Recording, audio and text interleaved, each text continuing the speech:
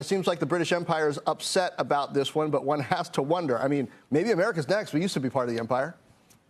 Yeah, I mean, I've heard a lot of people saying, well, this is just Australia. This is just Australia. I mean, I think the biggest thing we can take from this is that this is going to have governments all over the world looking at this battle between big tech companies and the media companies and how it all shakes out. And we're seeing already what some of the tech companies are willing to do, where they're willing to bend and break, where they're not. And we're seeing already, talk of it in Canada, the lawmakers there want to start to push for paying for news.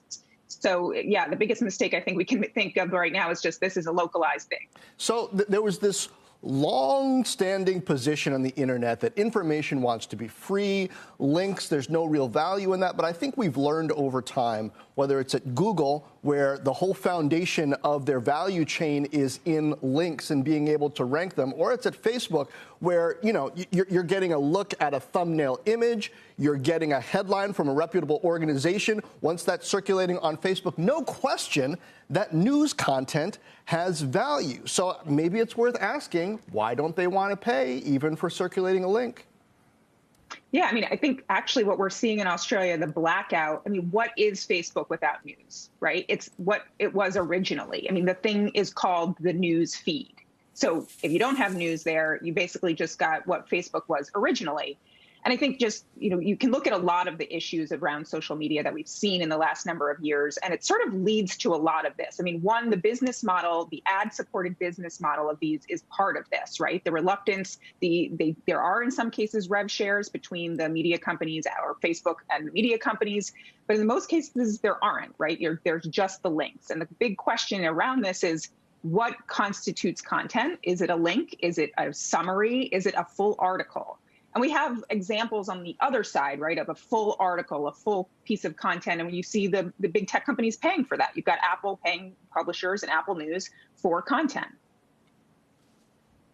It's really interesting, Joanna, when you look at the contrast between the way Facebook is handling this and the way Google handled it. Google making a deal with News Corp, Google clearly wanting to get these negotiations handled before this Australia law goes into effect. And I also want to note that now, just today, there was a report that Facebook and Google could lose bargaining power because there's a bill in the works to help news outlets negotiate together.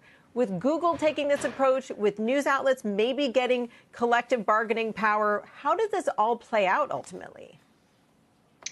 I wish I knew. I think the News Corp Google deal is unique in some sense. I mean, if I knew, I probably wouldn't be sitting here. I'd be in some boardroom making the deals. But I think the News Corp and the Google deal is unique in a sense that it's a little bit of a shift in product. I mean, they're going to launch this, I believe it's called, called Google News Showcase.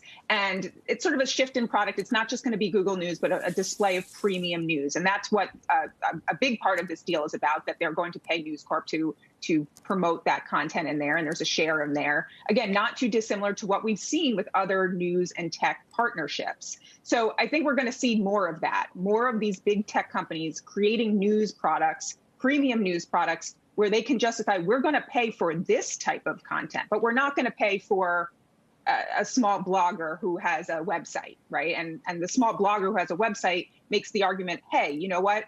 I get so much traffic, you give me so many referrals that it actually doesn't matter. I'm okay with that. And I think they're going to try to level the playing field that way.